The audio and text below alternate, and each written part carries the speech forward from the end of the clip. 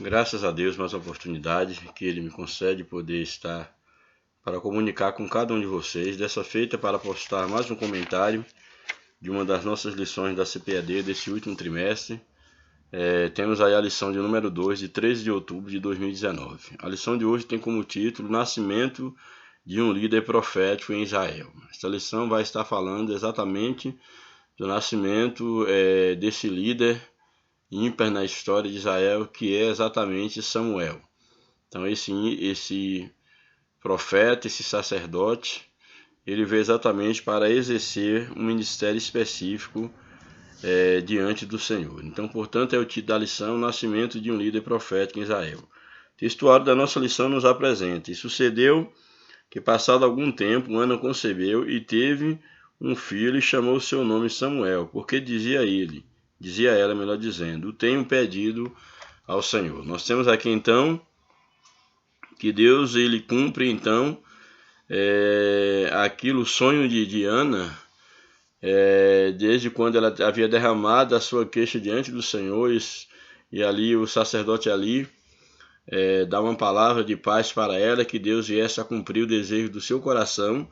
E agora nós temos que no tempo certo, Deus ele visita a Ana, ela concebe e ela dá à luz um filho, que é exatamente Samuel, e ela diz ao receber esse filho, ao conceber esse filho, ela diz ter recebido do Senhor, o tenho recebido do Senhor, essa expressão quando Ana ela concebe e ela tem o seu filho Samuel.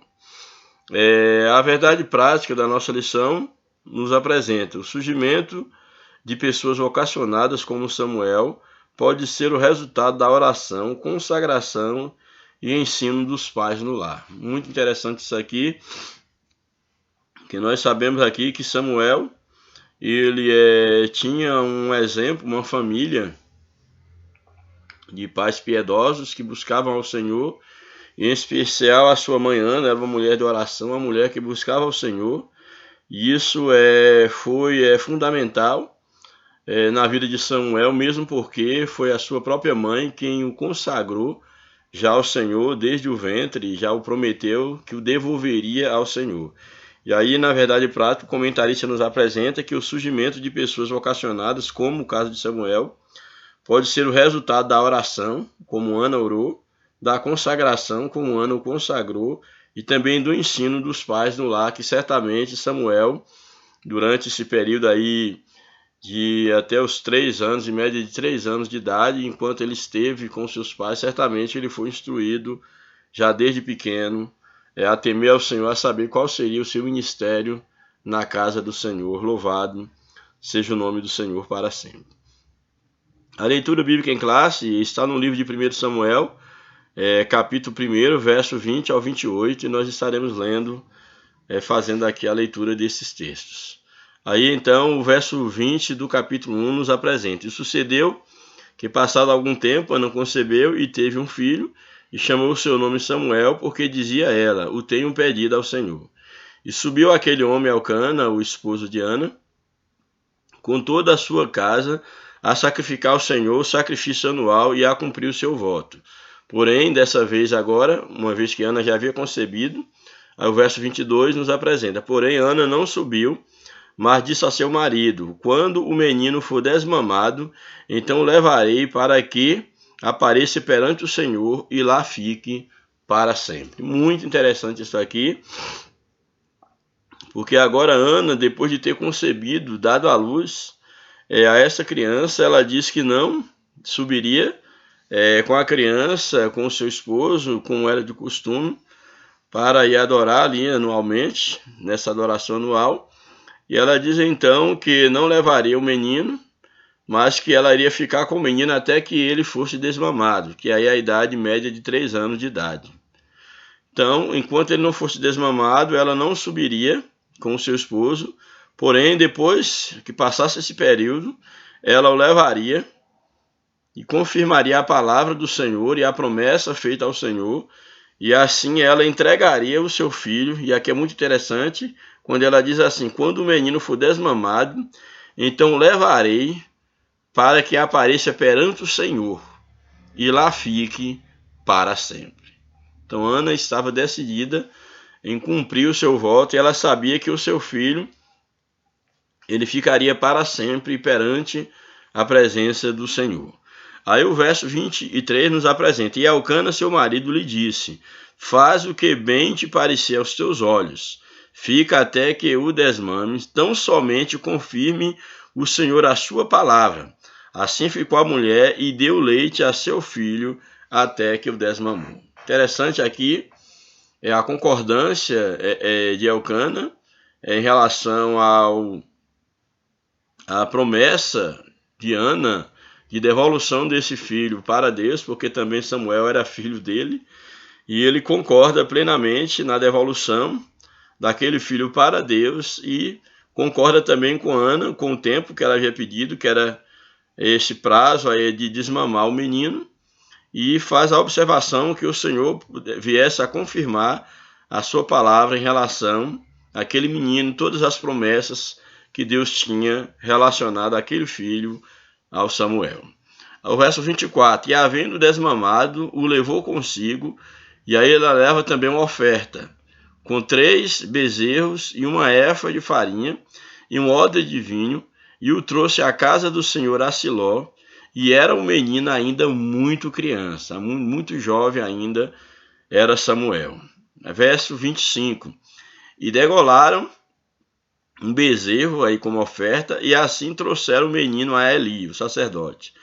E disse ela: meu senhor, falando a Eli, viva a tua alma, meu senhor, eu sou aquela mulher que aqui esteve contigo para orar ao Senhor. Ela relembra esse período que ela esteve lá há anos atrás para orar ao Senhor, e agora ela estava ali com o filho da promessa.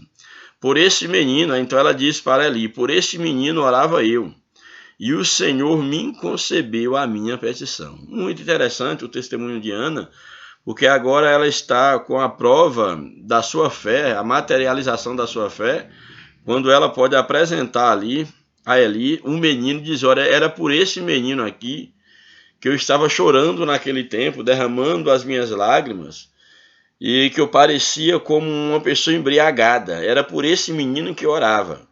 Era por esse menino que eu dedicava a minha vida. E agora ele está aqui, o menino, e agora eu estou trazendo para dedicá-lo ao Senhor, para devolvê-lo ao Senhor que me deu.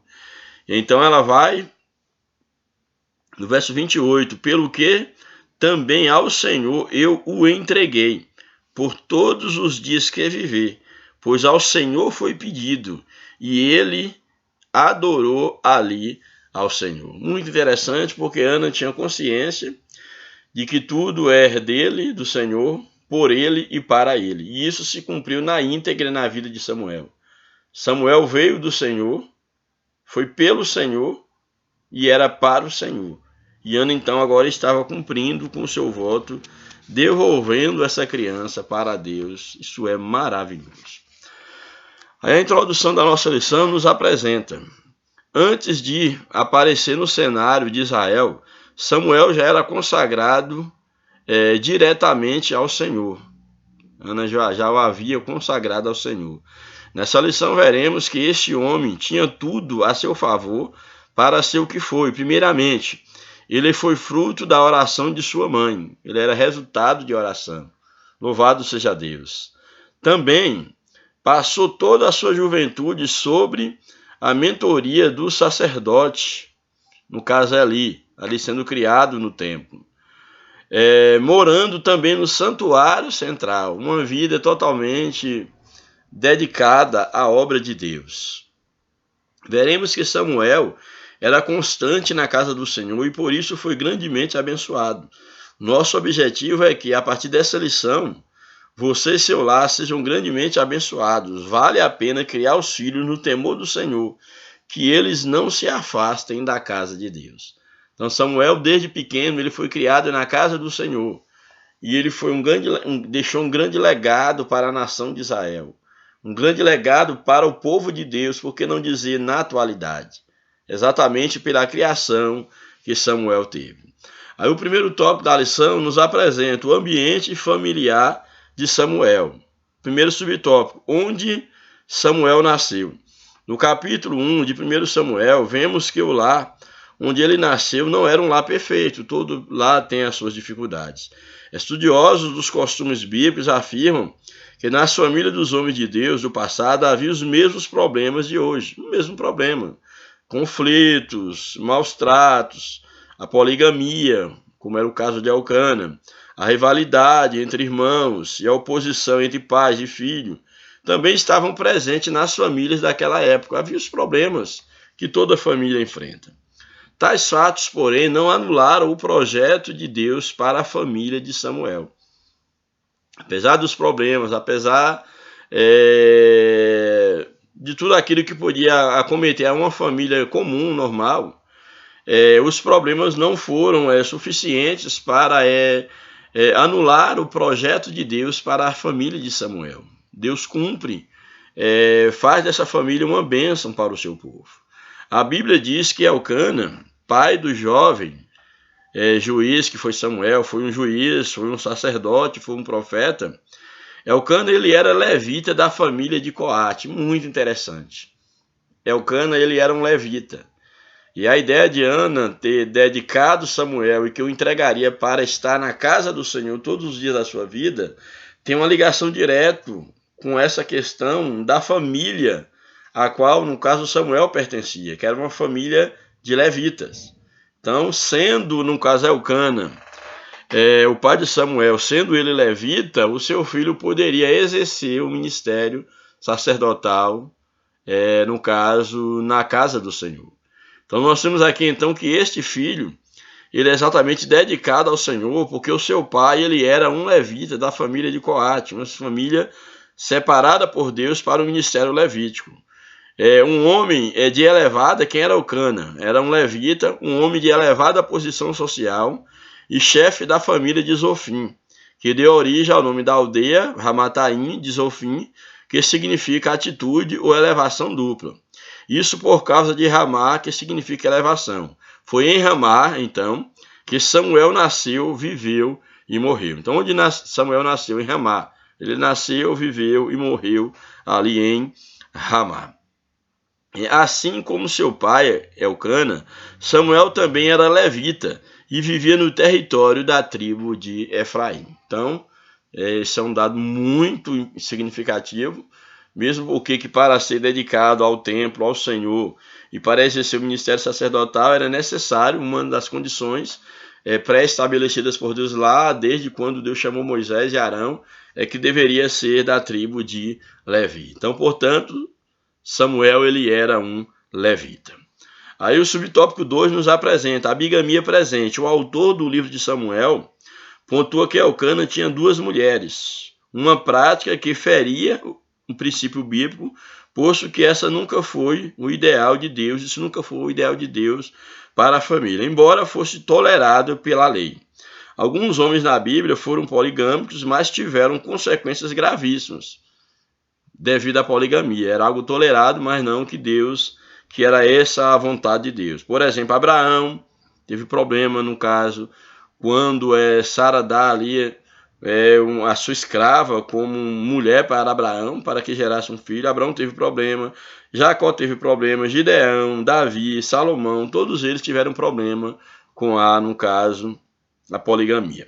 A prática comprometedora de Elcana trouxe problemas para si e para sua mulher, Ana, a quem amava, pois Penina provocava a sua rival, nós já vimos isso na lição passada, era uma das consequências da poligamia, era essa desavença entre as 2 esposas, visto que, no caso, Penina tinha filhos, mas Ana não.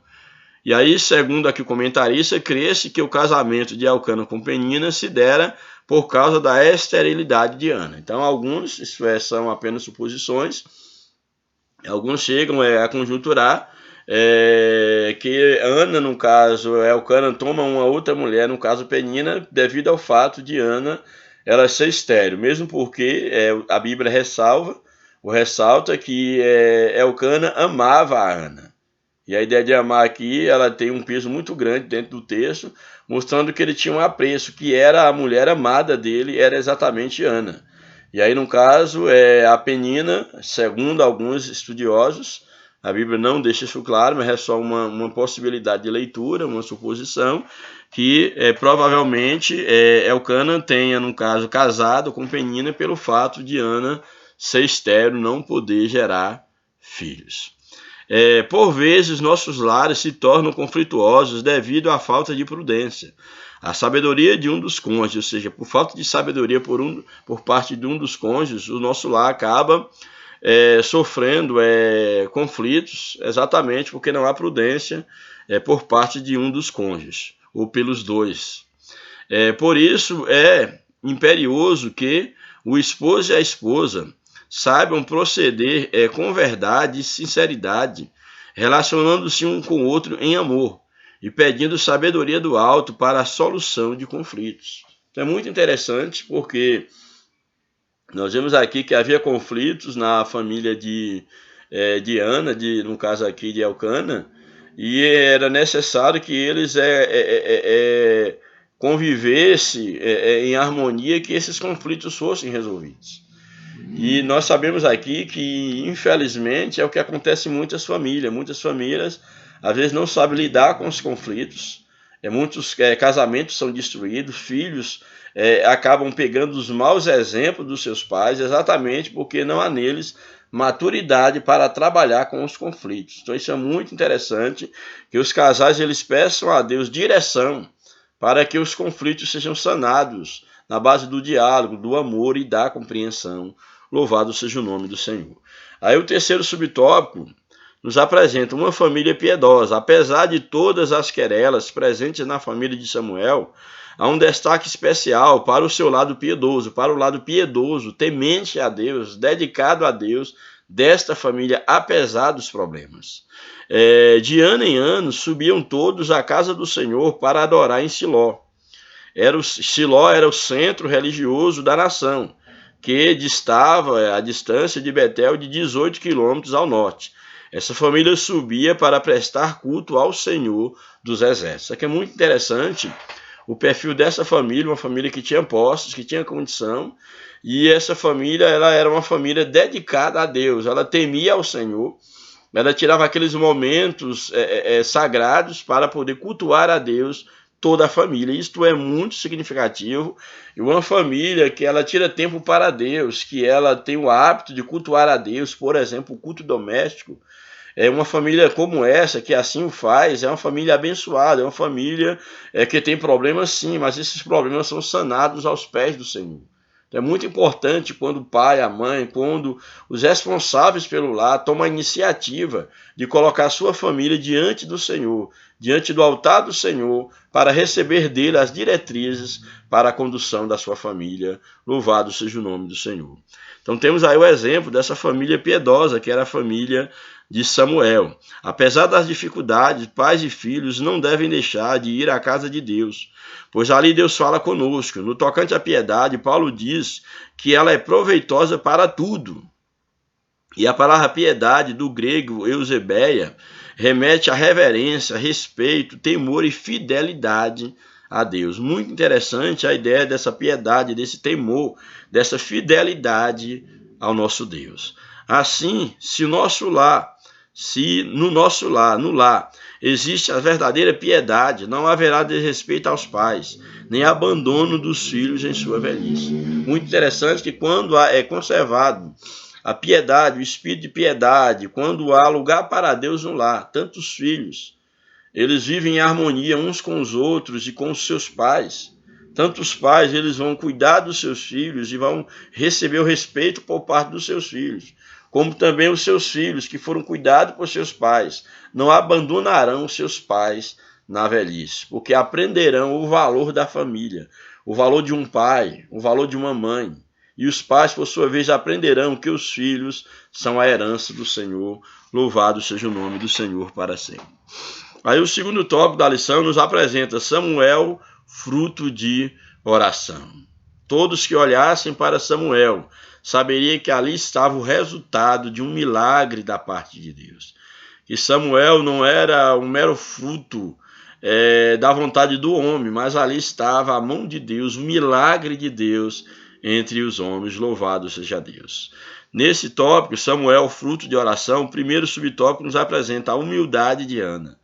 Descrita no primeiro capítulo como uma mulher forte, firme, decidida, apesar de toda a provocação de Penina, Ana se mostrou humilde. Penina, sua rival, fazia de tudo para que Ana se irritasse, perdesse o controle, mas o que esta fazia era subir à casa do Senhor. Então, o que Ana fazia diante da irritação de Penina era exatamente subir à casa de Deus e derramar diante de Deus a sua queixa. Era apresentar as suas necessidades, era derramar a sua alma perante Deus, mostrar-se, portar-se de maneira humilde diante do Senhor, na certeza de que Deus haveria de intervir na sua vida, porque Deus é aquele que abate os orgulhosos, mas ele exalta os humildes. Então Ana tinha esse espírito de humildade em colocar-se diante da casa do Senhor, diante da presença do Senhor, apresentando as suas queixas. Uma mulher cristã espiritual sempre busca sabedoria para proceder com prudência, como mulher piedosa. Ela evita responder aos ataques de outras, mas dirige-se à pessoa certa, derramando o seu coração diante de Deus, assim como Ana o fez. Ela, ao invés de responder, ao invés de criar conflitos, ela apresenta a Deus a sua situação. Ela pede a Deus que lembre-se dela, que não se esqueça dela, mas que venha visitá-la e que conceba a ela um filho, ainda que ela tivesse que devolver esse filho para Deus. Louvado seja o nome do Senhor. Só para ter o prazer de ser mãe, no caso de um filho, ainda que não vivesse no seu convívio, mas só para ter o prazer de ser mãe, ela roga a Deus um filho. Aí no segundo subtópico, Ana e sua amargura de alma. Toda a situação na qual vivia fez com que sua alma tivesse grande amargura. Ana, apesar de ser uma mulher temente a Deus, era uma mulher amargurada, porque ela se sentia esquecida de Deus. Dentro daquele contexto cultural judaico, uma mulher que não pudesse ter um filho, uma mulher estéril, ela era considerada pela sociedade como uma pessoa amaldiçoada. E Ana se sentia esquecida de Deus. E a sua oração a Deus era que Deus se lembrasse dela, que Deus fizesse com que ela pudesse gerar um filho. Louvado seja o nome do Senhor. Portanto, ela tinha uma alma amargurada, uma alma angustiada. Aqui a palavra é a mesma que aparece em outros textos na Bíblia, quando fala ali no livro de Êxodo, no livro de Ruth, quando trata da angústia, do sofrimento. Da maneira como Ana, no caso, ela se encontrava diante do Senhor, era exatamente com uma alma angustiada, uma alma triste. E aí, no caso, no livro de Êxodo, por exemplo, Êxodo, capítulo de número 15, verso 23, nós temos o seguinte: então chamaram a Mara, mas não puderam beber as águas de Mara, porque eram amargas. Então a angústia aqui tem o sentido do amargor. Por isso chamou-se o nome de Mara, daquela fonte, daquele lugar onde foi descoberto, onde havia aquelas águas amargas que se tornaram doces por um milagre. Mas nós temos aqui exatamente que Mara dá a ideia de amargura, que era exatamente o que Ana era, uma pessoa que tinha uma tristeza muito profunda, era uma pessoa amargurada, e ela derramava então a sua amargura, a sua queixa diante do Senhor. Louvado seja o nome do Senhor para sempre. Aí na sequência ainda nós temos, no caso de Ana, pode ser entendida como um desapontamento, a sua amargura, uma tristeza, uma frustração. No santuário, ela orava ao Senhor apenas com os lábios, o que não era comum para os hebreus. Geralmente os hebreus oravam de voz alta. E aqui Ana só batia com os lábios, tão grande era a sua amargura, algo que não era comum. Tanto é que o sacerdote ali não a compreendeu, achava que ela estava embriagada, porque não era aquela prática da oração. Não era comum aquela prática de só bater com os lábios. Geralmente orava assim em voz alta. E aqui Ana, no caso, só batendo com os seus lábios, ela estava quebrando toda a tradição, tudo aquilo que era esperado de alguém ao estar orando. Então, diante daquela situação, este ato incomum fez ali pensar que ela estivesse embriagada. Mas, com reverência, ela explicou a sua dor. Ela vai explicar a sua amargura, aquilo que passava dentro dela, e ali então entende e libera uma palavra de bênção, de vitória para ela. Então ela explicou a sua dor de modo que o sacerdote lhe respondeu: vai em paz, e o Deus de Israel te conceda a tua petição que lhe pediste. Era uma palavra liberada pelo sacerdote Eli para Ana, diante ali da sua oração, depois dele ter compreendido o porquê que ela gemia. Ela estava amargurada diante do Senhor. Assim aprendemos que as nossas amarguras e ansiedades devem ser colocadas perante o soberano Senhor, porque Ele sabe como tratar conosco. É interessante que nós entendamos que o Senhor, Ele conhece todas as lágrimas. Ele conhece os endereços das nossas lágrimas. Ele conhece as motivações, aquilo que faz você chorar. Ele sabe o que passa no teu interior. Ele sabe por que talvez você não tenha sorrido, mas você tenha chorado, porque talvez você não tenha motivo para sorrir. Você se tornou uma pessoa, quem sabe, triste, uma pessoa angustiada, uma pessoa que tem derramado as suas lágrimas diante do Senhor. Ou até mesmo, quem sabe, você tem chorado aos pés de pessoas que não podem fazer nada por você. Que você possa aprender nesse momento com Ana. Chore no lugar certo. Chore diante dos pés do Senhor, porque nenhuma lágrima é ignorada por Deus. Deus, Ele compreende, Ele sabe. As nossas lágrimas também são orações. Quando você não consegue dizer nenhuma palavra, mas você apenas chora, cada lágrima que sai do seu rosto, cada gota de lágrima, é exatamente uma oração. São palavras, e são palavras verdadeiras que você pode derramar diante do Senhor. E certamente o Senhor não deixará as suas lágrimas caírem por terra, porque assim Ele agiu não somente com Ana, mas com todos aqueles na história bíblica e nos tempos atuais, aqueles que têm chorado, que têm derramado a sua alma perante o Senhor. Portanto, aprenda a chorar no lugar certo. Aprenda a chorar para a pessoa certa, que é aos pés do Senhor. Então nós aprendemos exatamente com Ana, assim, aprendemos que as nossas amarguras e as nossas ansiedades devem ser colocadas perante o Senhor. Ele sabe como tratar conosco, o Senhor sabe como cuidar, Ele entende as nossas lágrimas. Louvado seja Deus. Aí o subtópico 3, o pedido de Ana. Ana pediu um filho a Deus. Agora é interessante, aqui o texto coloca, Ana pediu um filho para Deus. É muito interessante a expressão pediu para e pediu a. Porque para, você pode ter um duplo sentido. Aí ele pediu para Deus. Mas pediu para quem? Para ela ou para Deus? Então ela pediu de fato a Deus um filho. E esse filho que ela pediu a Deus, ela não pediu para ela.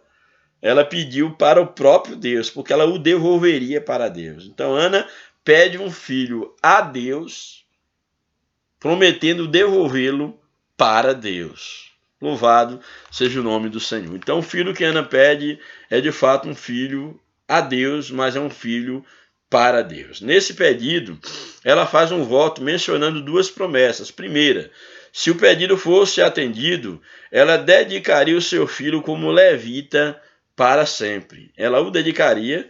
Nós lemos o texto na leitura bíblica em classe, no verso 22, quando ela diz o seguinte: quando o menino for desmamado, então o levarei para que apareça perante o Senhor e lá fique para sempre. Então, o primeiro pedido, a primeira atitude de Ana que deve nos desafiar é exatamente que nesse seu pedido, se fosse atendido, ela diz que dedicaria o seu filho para sempre ao Senhor. Note que o ministério de levita durava até 50 anos. Então, segundo o número 4, 3, por exemplo, é bem interessante nós lermos aqui, número 4, verso 3, que diz o seguinte, número 4, 3, da idade de 30 anos para cima até 50 anos, será todo aquele que entrar nesse exercício para fazer a obra da tenda da congregação. Então aqui, a partir dos 30 anos e no máximo até 50 anos de idade, era o tempo de duração do ministério sacerdotal. E Ana, então, diz que dedicaria, no caso, o seu filho ao ministério, no caso sacerdotal, levítico, como nos diz aqui a palavra de Deus. Ela dedicaria o seu filho ao Senhor. Então, note que o ministério levítico duraria até 50 anos de idade. Segundo, ele seria um nazireu de Deus. Ana promete que ele seria um nazireu de Deus, não beberia vinho, e todo o processo do nazireu, ele não cortaria o cabelo, não passaria navalha para o seu cabelo, ele seria dedicado ao Senhor durante todo o período que durasse essa fase, esse período do nazireu. Então, ele seria o nazireu de Deus. Observe que o nazireado, melhor dizendo, tinha um tempo determinado também, como em número 6, 2 a 5, fala do tempo do nazireado, em que havia aquelas condições para o nazireu, como em Números 6, Números capítulo 6, o verso de número 2 ao verso 5. Vai nos falar aí, Números capítulo 6, versos 2 ao 5, quando nos diz o seguinte: fala aos filhos de Israel e diz-lhes: quando um homem ou mulher estiver separado, fazendo o voto de nazireu, para separar para o Senhor, de vinho e de bebida forte se apartará, vinagre de vinho ou vinagre de bebida forte não beberá, nem beberá alguma bebida de uva, nem uvas frescas, nem secas comerá. Todos os dias do seu nazireado. Não comerá de coisa alguma que se faz da vinha, desde os caroços até as cascas.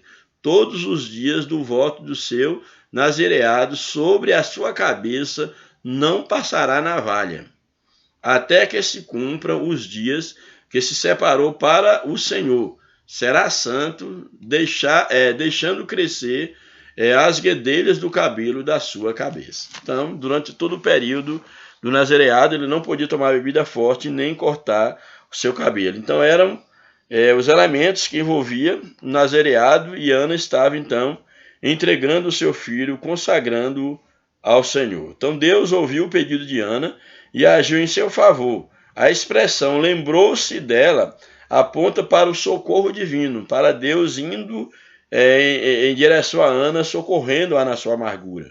Como é maravilhoso entregar tudo a Deus, levar-lhe nossas causas, pois seu agir é certo. Deus ainda intervém na nossa história. Louvado seja o nome do Senhor.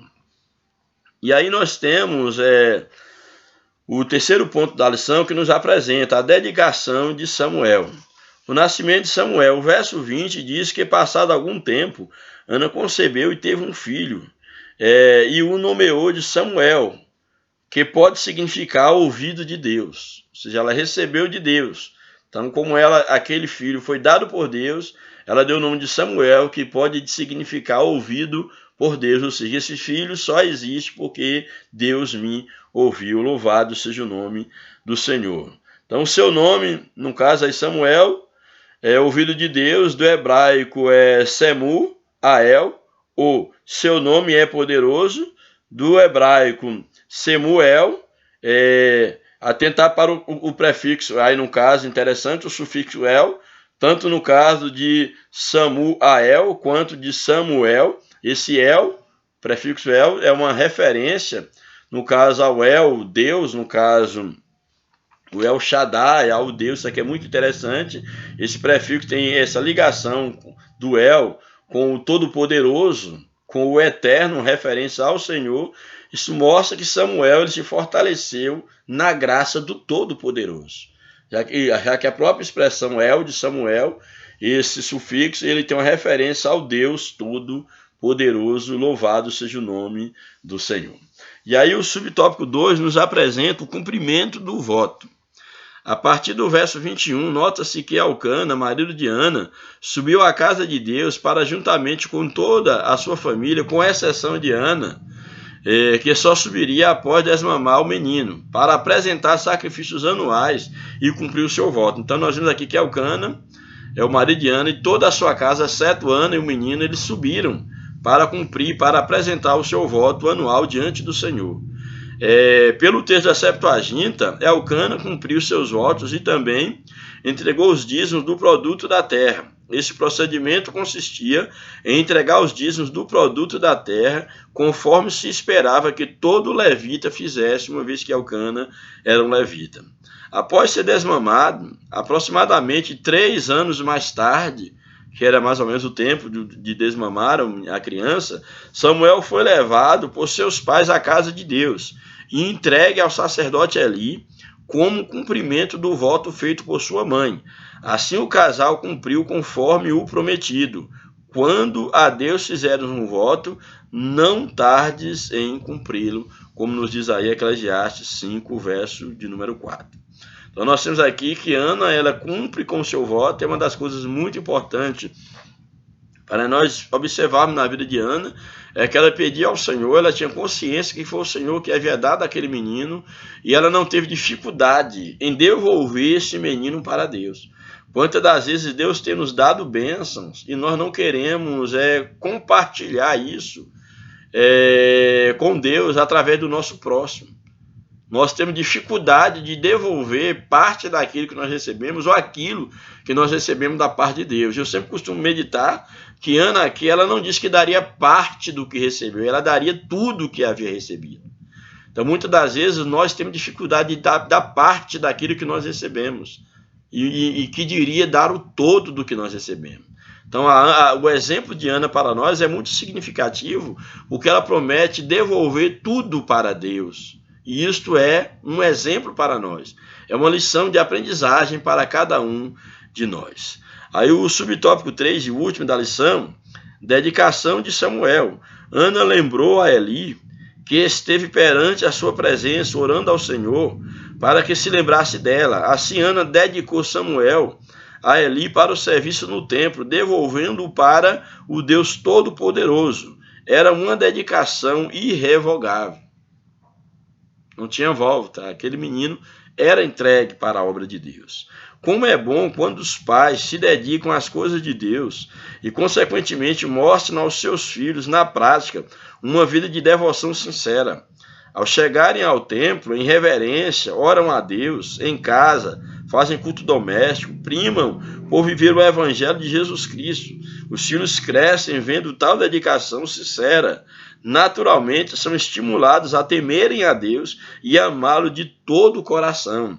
Mostremos, portanto, reverência, humildade e honra ao Senhor nosso Deus. Então, que nós possamos aprender com Ana a ser um exemplo, modelo de mulher, uma modelo de serva de Deus, que teve uma vida dedicada a Deus, também o seu esposo, um homem temente a Deus, e que pôde criar os seus filhos no temor do Senhor, e que pôde ter o privilégio de ser mãe de um grande líder, de um profeta, de um juiz, de um sacerdote, que foi um divisor de água na nação de Israel, que deixou um grande legado para a nação de Israel. Então que nós possamos aprender com esta mulher, com essa serva de Deus que foi a nossa amada irmã Ana. E a conclusão da nossa lição nos apresenta, com esta lição, somos estimulados a apresentar a Deus as nossas petições. Uma vez abençoados, voltarmos à sua casa, conforme o exemplo de Ana, para agradecê-lo pelas orações respondidas, ser gratos a Deus. Que nós possamos entender que tudo quanto nós recebemos vem de Deus, que nós devemos gratidão ao nosso Deus. Que os nossos gestos de gratidão eles sejam constantes em nossa vida, em nosso viver. Nesse sentido, nossa vida deve ser um testemunho aberto aos nossos filhos acerca da dedicação, da reverência, da humildade ao Deus Todo-Poderoso. Ana teve 2 privilégios. Quais foram os 2 grandes privilégios que Ana teve? Além do privilégio de ser uma grande serva de Deus, ela teve o privilégio de ter um filho. O valor que é ter um filho, que era ter um filho naquele contexto e que continua sendo. O valor de gerar uma vida, de ter um filho. Então ela teve um privilégio de ter um filho, um outro privilégio, de vê-lo ungido por Deus para o ministério. Pensa que bênção. Ser mãe e saber que o seu filho foi ungido por Deus, dedicado ao ministério, à obra de Deus. Louvado seja a Deus. Por intermédio de sua família, Deus pôde levantar novos vocacionados. Então, por intermédio de Ana e ali de Samuel, Samuel funda a escola de profetas. E muitos foram espelhados no exemplo do profeta Samuel. Muitos seguiram o seu modelo, seguiram o seu exemplo. E o exemplo de Samuel, a sua dedicação, a sua firmeza, a sua vida é consagrada a Deus, é um testemunho que fala até hoje. Então que nós possamos entender que esse líder Samuel, que é o nascimento de um líder profético em Israel, que ele é um modelo a ser seguido. E nós possamos entender que Deus ele quer contar, ele quer levantar homens e mulheres, pessoas que se dedicam, que dedicam a sua família, os seus filhos a Deus, em prol do engrandecimento do reino de Deus. Então que Deus nos ajude, que Deus nos abençoe, que Deus esteja dirigindo a tua família, a tua casa, os teus filhos, que a tua vida seja uma vida dedicada ao Senhor, seja uma vida de humildade, de temor, seja uma vida que esteja totalmente sendo investida no reino de Deus. Que você possa viver uma vida para Deus. Que Deus nos abençoe. Um grande abraço e até a próxima oportunidade. Em nome de Jesus. Amém.